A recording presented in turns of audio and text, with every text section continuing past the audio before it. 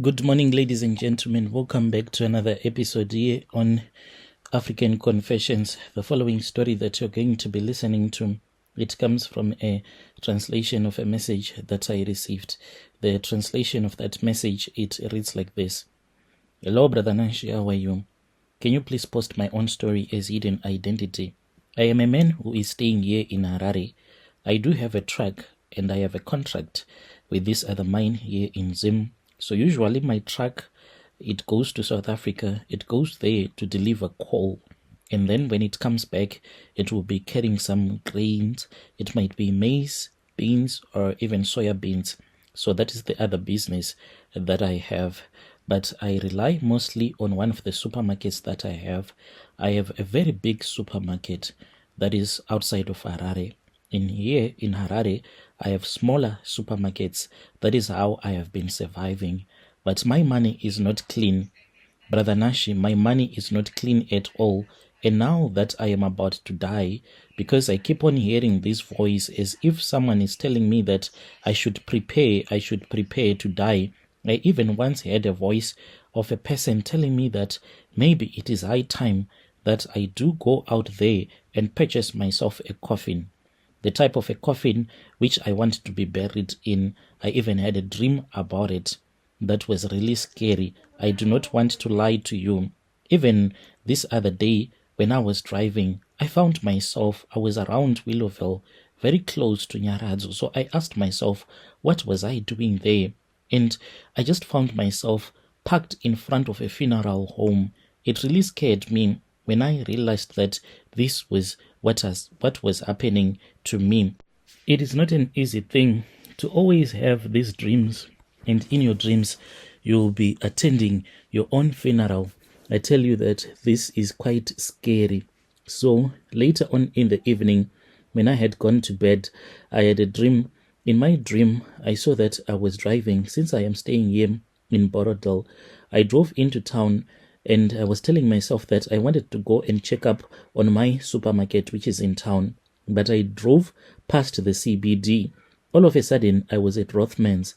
Then all of a sudden, I saw a man who was hitchhiking. So I said, this man, it seems as if he is struggling in life.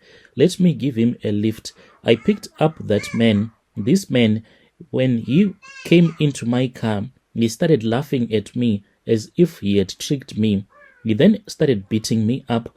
He dragged me out of my own car and he then shoved me in the boot of the car and he started driving towards that funeral home. When I woke up, I found myself parked there, not knowing what I wanted, in front of a mortuary. So I was told that this was a sign that as for me, the end is near. I am at the end of my life. Anytime soon I can die. So I need to prepare amongst my children. I need to find one who is going to keep this tokology as well as to come clean to my wife. Now coming clean to my wife, that is the most difficult part. For I know that my wife, she is that type of a woman who is not going to accept it. It is going to be very hard for her to accept that her husband is a ritualist. It is not going to be an easy road. I do not want to lie to you. There are things that I have done that I cannot take back. Things that haunt me each and every day. And most of the people that know me, they will never suspect that I am capable of doing all of these things that I am telling you. But I did it all for the sake of money. I have to live with the consequences of my action. I had a brother of mine whom I will call Farai, not his real name. So we grew up in Mutare. Growing up in Mutare, it was really difficult. Life was very difficult. I do not want to lie to you. And for most of his life, he was just like any other boy. He used to follow me around as his big brother. I was his big brother indeed until I chose to sacrifice him. I sacrificed him. Oh yes, that was what I did. He was always looking up to me. Something changed when he was around about 19. Brother Nashi, it was quite terrible. We started losing our brother little bit by little bit. You could be talking with him now, then he will start to laugh and he would run off. And we realized that my brother was now a madman. He was losing his mind. I started hating him. And then when he really got mad, I disowned him and I said that he was not my brother. So the reason as to why he was running mad, it was because he had an ancestral calling. My parents, they did not want him to take him to any traditional healer for the traditional ceremony, because my parents, they were hardened Christians. So as I grew older, that was when I came to Harare.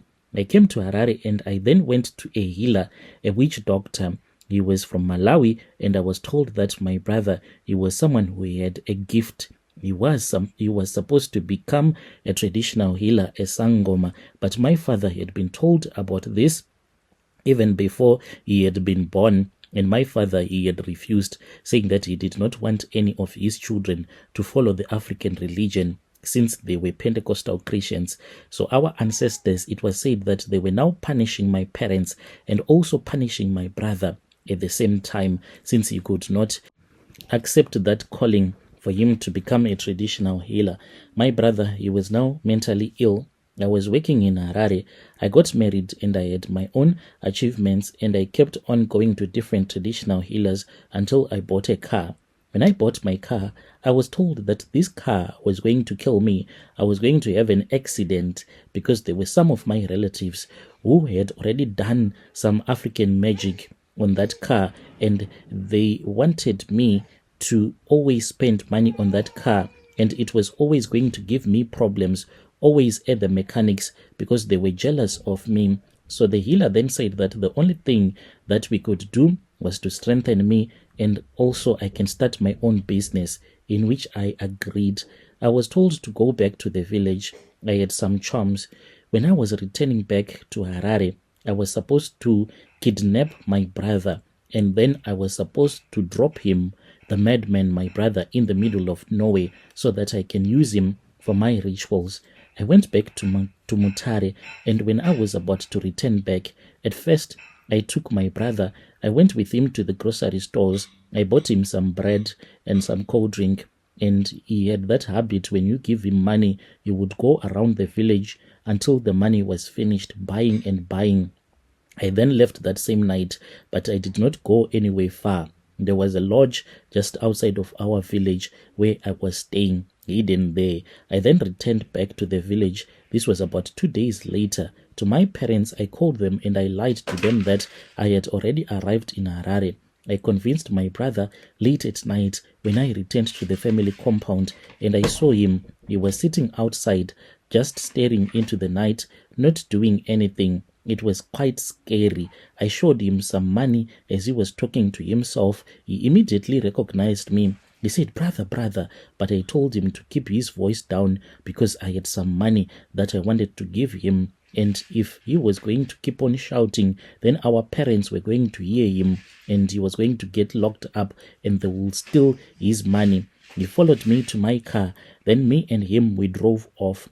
I lied to him that we were going to a shop where we were going to buy something, and he was more than excited. He kept on laughing and talking to himself. That was when I drove off-road, and I drove until I forgot where I was, deep in the mountains. That was where I drove with him. That was where I dumped him. I lied to him that we had arrived at the shop, so he was supposed to get out of the car. I gave him more money on top of the money. So as he was looking for the shop, I jumped back into the car and I drove even with the passenger door still open. I had to close it after I had driven for almost a kilometer, as I had abandoned him deep in the mountains. That was the last time that I saw my brother. But I know that my brother, he is alive, and I usually see him in a mirror. The healer always tells me that he is alive. So as he is walking around, this means that I am making money. The more that he walks around, it means that my truck, it is safe. The healer told me that the day that my brother knows where I stay and comes to my house where I am staying, that will be the end of all of my business, for I am using him for my money-making rituals. But I want to thank God that in the neighborhood where I am staying, they just do not allow poor people like him to be walking around and roaming around, because it is more like a gated community with security. So I am glad that my brother will never be able to get to the place where I am staying. So the future of my kids and my wife, they are secure. But that is the evil thing that I did against my own brother. Dear listeners, right there was a translation of a message that was sent to me by one of our dear brother right there, hoping that you were able to understand the translation. Yo.